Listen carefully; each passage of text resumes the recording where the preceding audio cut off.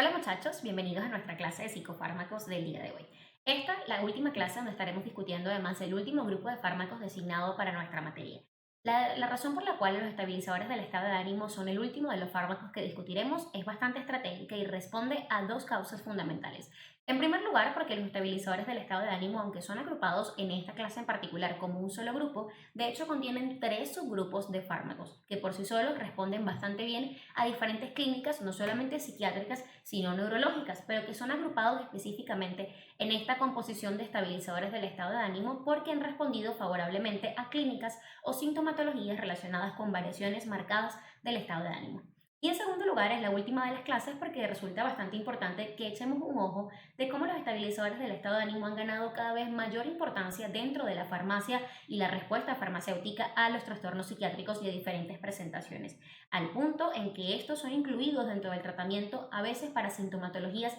específicas en el curso o no de las clínicas tradicionales para las que anteriormente eran utilizadas. Esto lo entenderemos a mayor profundidad mientras vayamos avanzando en la clase. Así que vamos a entrar en materia. Y lo primero y lo más importante que les quiero mencionar es tomando en cuenta la razón principal por la cual esta es la última de las clases, y es el hecho de que los estabilizadores del estado de ánimo, aunque aquí los estamos viendo como un solo grupo, realmente responden a tres subgrupos de fármacos, entre los que encontramos el litio, como se conoce comúnmente, cuyo nombre es carbonato de litio, los anticonvulsionantes y los bloqueadores de los canales de calcio.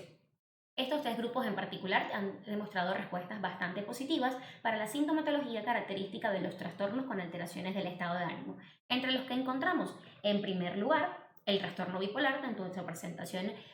tipo 1 como tipo 2, especialmente en la fase aguda del episodio maníaco o depresivo del trastorno, el trastorno depresivo mayor recurrente, ya vamos a entender un poco mejor al respecto, el trastorno límite de personalidad y el trastorno esquizoafectivo, así como también algunas presentaciones características de alcoholismo, no por el alcoholismo en sí mismo, sino por síntomas puntuales que se presentan en el curso del trastorno por consumo de sustancias alcohólicas. Esto tiene mucho que ver con lo que les mencionaba también al principio, de cómo el carbonato de litio y sus compañeros dentro de los estabilizadores del estado de ánimo han adquirido bastante relevancia, no solamente para una clínica compleja, sino para tratar síntomas específicos en el curso de otras clínicas que tradicionalmente son tratadas con otro tipo de tratamiento. Entonces, entrando un poquito más en materia de lo que tiene que ver con la clase de hoy, les tengo que puntualizar que específicamente hoy nos vamos a centrar en hablar del carbonato de litio, porque no vamos a hablar de los anticonvulsionantes o los bloqueadores de canales de calcio, aunque también son parte de los estabilizadores del estado de ánimo. Porque estos dos grupos de fármacos originalmente están destinados para el tratamiento de trastornos más bien de corte neurológico y no son la primera opción para el tratamiento de las clínicas que les mencioné al principio. O sea, cuando un paciente recibe un diagnóstico de bipolaridad, cuando está en una fase maníaca, cuando tiene un trastorno límite de la personalidad o algún tipo de presentación clínica relacionada con los trastornos, con el trastorno, perdón, esquizoafectivo, la primera opción no es recetar un anticonvulsionante o un bloqueador de canal de calcio. La primera opción siempre será el carbonato de litio. Entonces, ¿en qué momento son estabilizadores del estado de ánimo los anticonvulsionantes y los bloqueadores de canales de calcio? Pues lo son en el momento en el cual la prescripción del carbonato de litio, no ha dado respuestas positivas a la sintomatología del paciente o cuando el cuadro propio de la estructura del paciente no permite la prescripción del litio porque interfiere con las propias características morfológicas del mismo. Ya se lo vamos a entender un poquito más. Entonces, básicamente, el día de hoy vamos a hablar del carbonato de litio. Esta sal realmente resulta bastante paradójico su utilización, puesto que realmente es el mismo grupo del sodio y del potasio, sales, perdón, que están presentes en nuestro organismo, al igual que el litio. La diferencia es que el sodio y el potasio están presentes en concentraciones mucho más altas de las que naturalmente se encuentra el litio en nuestro organismo. Y esto se debe al alto impacto de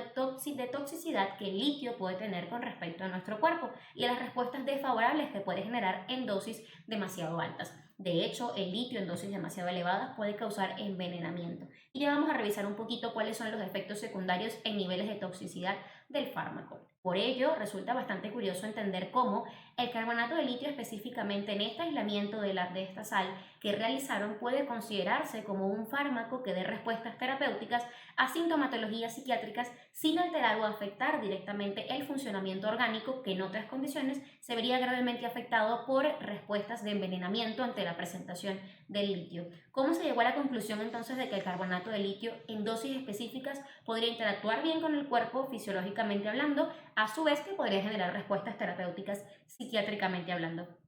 Esto es bastante curioso, en especial si nos detenemos a revisar cómo funciona y cuál es el mecanismo de acción del litio, que hasta ahora todavía resulta bastante confuso y no tiene una ruta específica, como por ejemplo nos pasa con las benzodiazepinas o con los ISRS, que tenemos bastante definido cómo entran a la química del cerebro e interactúan. En este caso, se sabe que específicamente el carbonato de litio influencia e interactúa el funcionamiento de neurotransmisores como la dopamina y la noradrenalina, en su mayoría disminuyendo el rango de acción de los mismos para aumentar la influencia que tiene la serotonina en el campo de acción sináptico. Sin embargo, la forma exacta cómo interrelaciona para generar estos bloqueos no está exactamente definida en los estudios hasta los que se ha llegado hasta ahora. Por lo cual es mucho el establecimiento del carbonato de litio como el tratamiento bandera para estas clínicas relacionadas con alteraciones del estado de ánimo, más que responder directamente a un estudio especificado de cómo actúa en el cerebro, lo ha hecho por la efectividad sintomatológica que ha presentado.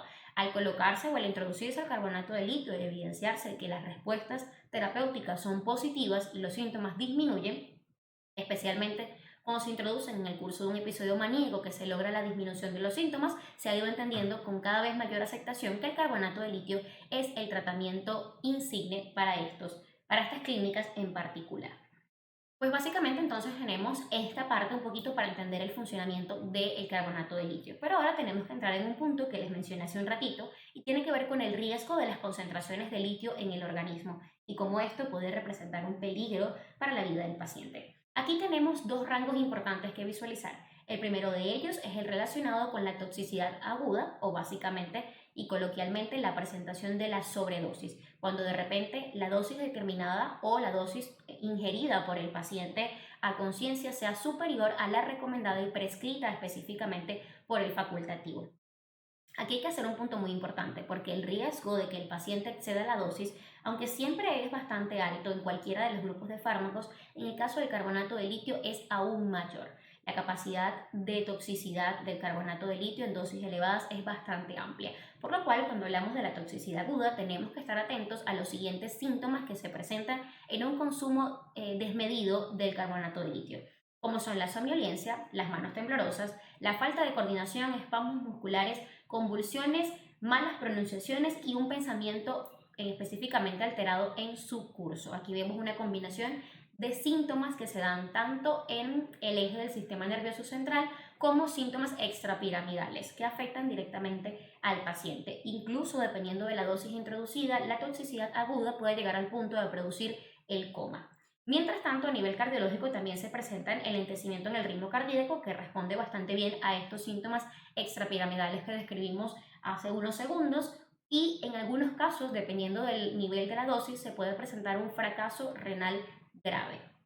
Ahora bien, en líneas generales, la presentación de una toxicidad aguda sin una dosis demasiado elevada puede presentar en un inicio síntomas como náuseas, vómito, diarrea, dolores estomacales y mareo. Y en algunos casos, en la presentación continua del carbonato de litio, de la que ya vamos a hablar un poco más, se puede presentar daños a nivel endocrinológico. Aquí entramos entonces en la segunda etapa de la toxicidad y es la toxicidad crónica. Ya entendimos un poco lo que pasa cuando el paciente excede en una presentación específica la dosis recomendada del carbonato de litio. Pero ¿qué pasa con este paciente que tiene un tiempo prolongado utilizando el carbonato de litio como el tratamiento insignia? En estos casos, y que ya vamos a entender por qué un paciente puede pasar demasiado tiempo consumiendo carbonato de litio, se presenta lo que conocemos como la toxicidad crónica. En este caso, especialmente en los trastornos bipolares, donde suele darse el consumo prolongado de esta sal en particular, los síntomas pueden variar desde un aumento representativo de los reflejos del paciente hasta temblores incontrolables y una mala pronunciación que no está asociada a ningún trastorno afásico. Muy importante tomar esto en cuenta porque no quiere decir que el carbonato de litio esté generando una afección de tipo afásica en el cerebro, sino que se está presentando una mala pronunciación por la acción que el carbonato de litio a largo plazo ha tenido en la química del paciente. Por otro lado, una de las características más difíciles para lidiar en los pacientes con larga data de consumo de carbonato de litio es la presentación de la insuficiencia renal, los problemas de memoria y trastornos de movimiento a largo plazo, así como otros síntomas extrapiramidales que se vuelven trastornos a larga data y no simplemente un síntoma en el curso de una fase aguda. En ciertos momentos, y una de las cosas más difíciles relacionadas con esta parte de la intoxicación crónica es el hecho de que algunos de los síntomas que se pueden presentar cuando los pacientes comienzan a estar intoxicados de manera crónica también son concomitantes con el propio trastorno, específicamente con el trastorno bipolar en la fase maníaca. Por ello, en algunos momentos se suele confundir y pensarse que los síntomas que se están presentando, como por ejemplo las alteraciones relacionadas con el lenguaje y las alteraciones del movimiento, son las primeras presentaciones de la posibilidad de un episodio maníaco, lo que puede llevar a algunos pacientes a aumentar la dosis en búsqueda de evitarlo, y esto puede ser aún más catastrófico porque pasamos entonces de una toxicidad crónica a la presentación de una toxicidad aguda. ¿Por qué los pacientes, dado estos riesgos, consumen constantemente carbonato de litio? Porque el litio ha sido designado como el tratamiento insignia de la profilaxis de los trastornos bipolares. ¿Qué quiere decir que un tratamiento es profiláctico? Que es el tratamiento o el medicamento o el conjunto de medicamentos seleccionados como preventivos para la presentación de determinados síntomas. Si sabemos que el carbonato de litio es empleado para el tratamiento, por ejemplo, de los síntomas asociados a la fase maníaca, la introducción del carbonato de litio como tratamiento constante y de manera rigurosa previene la presentación de estas alteraciones. Básicamente permite generar un estado de estabilización que evita la presentación o de la manía o de la depresión en este trastorno, o de las alteraciones y de la impulsividad en el caso, por ejemplo, del trastorno de personalidad límite, donde si recordamos un poquito y echamos hacia atrás, en psicopatología, una de las características más importantes es la impulsividad para los vínculos emocionales y para la toma de decisiones, así como las conductas de riesgo. Estas todas son prevenidas gracias a la presencia del carbonato de litio, razón por la cual no solamente es un tratamiento para fase aguda, sino que es un tratamiento de continuidad que lleva entonces a los pacientes a que en un largo periodo de tiempo puedan comenzar a presentar la toxicidad crónica de la que les acabo de hablar. Por eso les comentaba acá sobre todo lo del tema de que la intoxicación puede variar según el periodo de tiempo en que el paciente esté consumiendo el tratamiento. Eso es muy importante tenerlo en cuenta, en especial para nosotros en psicología. Ahora bien, hay un aspecto muy importante que les mencioné al principio de la clase y que tenía que ver con una de las segundas razones por las cuales este es el último grupo de fármacos a discutir, y es por su capacidad para responder favorablemente a síntomas específicos aislados o concomitantes con los cuadros clínicos para los que fueron diseñados originalmente. Si tomamos en cuenta que como primera línea los estabilizadores del estado de ánimo, específicamente el carbonato de litio, es el seleccionado para el tratamiento de la bipolaridad 1 y 2, para los trastornos depresivos recurrentes y para los trastornos de personalidad límite o el trastorno esquizoafectivo, entre otras presentaciones, pues sabemos que estas clínicas en particulares responden muy bien al carbonato de litio. Y en caso de no responder bien al carbonato de litio, los anticonvulsionantes y los bloqueadores de canales de calcio están allí para favorecer la presentación de los síntomas o para prestar apoyo en los casos en los que no se puede administrar carbonato de litio. Pero hay otras clínicas donde hay síntomas específicos que responden bastante bien al estabilizador del estado de ánimo, que es el carbonato de litio, aunque no sea la clínica compleja en la que naturalmente se prescribe. Ese es el caso específicamente de la ideación suicida. En el caso de la ideación suicida se ha demostrado a lo largo de diferentes estudios que la introducción del carbonato de litio genera una disminución significativa de la ideación, de la planificación y de la intención suicida de los pacientes, sea esta en el curso de un trastorno de personalidad límite, esté presente como parte de la fase depresiva de los trastornos bipolares, o nada más se esté presentando en el curso de un trastorno depresivo de cualquiera de las otras presentaciones, o en general en cualquier otra clínica. Por ello se ha determinado como un tratamiento bastante riguroso a la hora en que se presenta la ideación suicida, la presentación del carbonato de litio como una forma de prevenir y disminuir considerablemente la ideación suicida. Uno de los aspectos que más favorece que sea escogido el carbonato de litio como una parte importante del tratamiento de la ideación suicida es el hecho de que responde bastante bien a esta característica en particular o esta sintomatología en particular, aunque no tenga nada que ver con el resto de los síntomas. O sea, no importa si la ideación suicida se está presentando en el curso de un trastorno bipolar o se está presentando en el curso de un trastorno alimenticio, sin importar la clínica de fondo, el síntoma en particular reduce significativamente ante la presentación del carbonato de litio, razón por la cual ha sido escogido como un tratamiento importante para la conocida como la psicofarmacología del suicidio o de la ideación suicida. Un punto sí muy importante es el hecho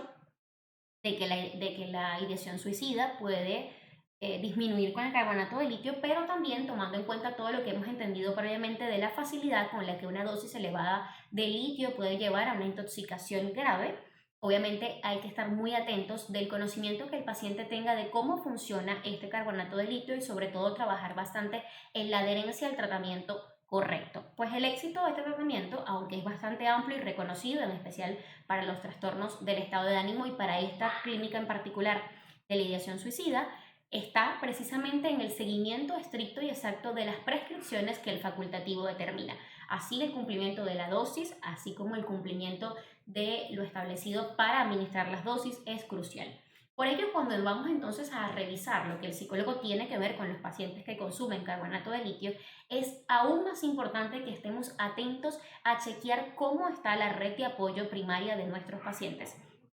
Si tomamos en cuenta además el nivel de estigma que puede tener el consumo de carbonato de litio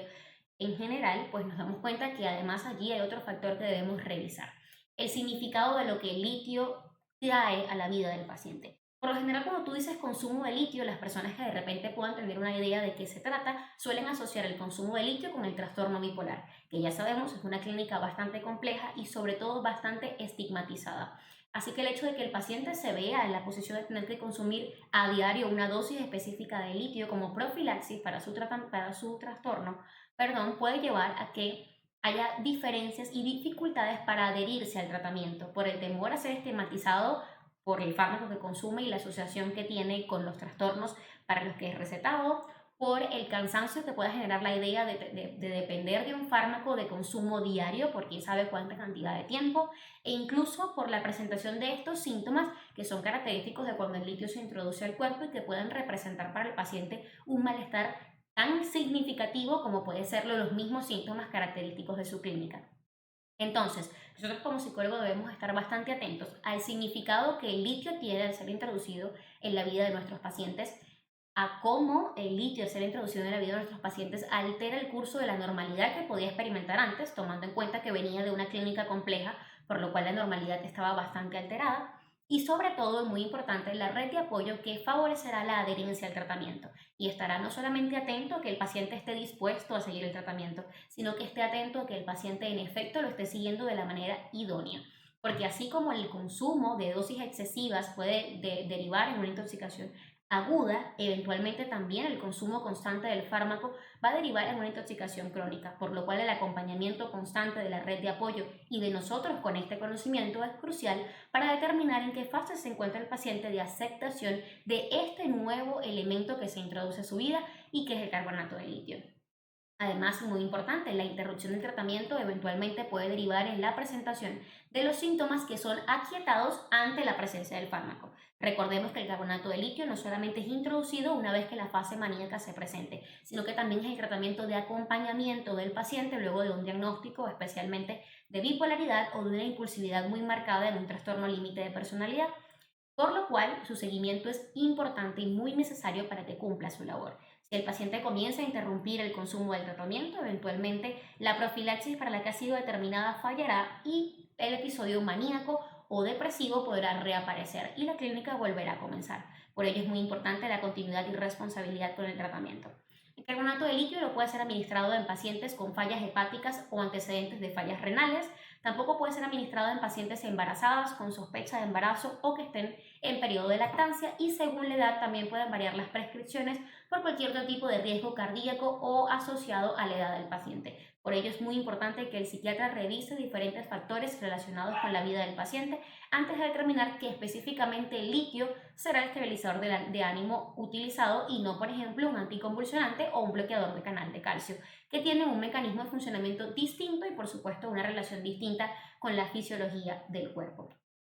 En el último tiempo considero que el aporte más importante que el litio nos ha dado es precisamente favorecer el camino para los especialistas que trabajan directamente con los pacientes con ideación, intención o planificación suicida, debido a que la farmacología para esta presentación o este fenómeno en específico es bastante compleja si partimos del hecho de que es un fenómeno multicausal donde en algunos casos con introducir un tratamiento, por ejemplo, para depresión, es suficiente. Pero en otros casos no existen criterios suficientes para un diagnóstico de depresión, aun y a pesar de que exista una ideación suicida, por lo cual introducir ISRS no resulta lo necesario. Así que el carbonato de litio específicamente para la ideación suicida ha sido un excelente avance para la psiquiatría y para esa clínica tan compleja en particular, en especial cuando los pacientes llegan a emergencia por un intento de suicidio previo o por la amenaza de que va a ocurrir un intento de suicidio por un nivel avanzado de planificación. Y este estabilizador del estado de ánimo allana el camino mientras el proceso terapéutico puede continuar. Como reflexión entonces para nuestro último grupo de fármacos, nos quedamos con la importancia de reconocer que sin importar que no estemos directamente vinculados con la elección, la prescripción o la continuidad de un tratamiento farmacológico, nuestro acompañamiento y nuestro conocimiento de cómo funcionan los fármacos es crucial para estar más cerca de entender el proceso que el paciente está viviendo. No solamente el paciente padece de malestar relacionado directamente con la clínica, también padece un malestar generado por la introducción de estos grupos extraños que vienen siendo los fármacos que alteran el funcionamiento de la química cerebral. Y el comprender cómo estos fármacos, el estigma en torno a ellos, el conocimiento sesgado que se tiene a nivel poblacional en cuanto a ellos, también influye en las clínicas originales de nuestros pacientes es crucial y es una de las finalidades más importantes de conocer sobre psicofarmacología. Si lo vemos específicamente orientado al carbonato de litio, el estigma sobre el litio como el primer tratamiento para la bipolaridad es bastante amplio, considerando que sobre la bipolaridad es mucho lo que se dice, pero poco lo que se sabe a ciencia cierta. Y sí, puede pasar que uno de nuestros pacientes llegue a consulta reflejando un diagnóstico previo en psiquiatría de bipolaridad y sea nuestro trabajo, entre otras razones, acompañarlo en el proceso de continuar la aceptación de su diagnóstico y de aceptar la presencia del carbonato de litio como un compañero constante en su vida y como un estabilizador que lejos de impedirle conectar con la vida, le asegura que pueda continuar con ella. Pues bueno, espero que hayan disfrutado esta nuestra última clase de psicofármacos por este semestre y que en general la experiencia de nuestro semestre y de psicofarmacología haya sido de provecho para ustedes y los prepare oportunamente para un campo lleno de pacientes que consumen psicofármacos pero que no son los psicofármacos, sino que son mucho más allá de lo que el fármaco o de lo que la sintomatología e incluso la clínica puede decir. Y allí es donde radica nuestro trabajo, en descubrir el mucho más allá y el acompañarlos a escribir historias aún más allá de estos pedazos de la historia que son sus tratamientos farmacológicos. Estoy atenta a sus dudas, a sus curiosidades y a sus inquietudes. Muchas gracias.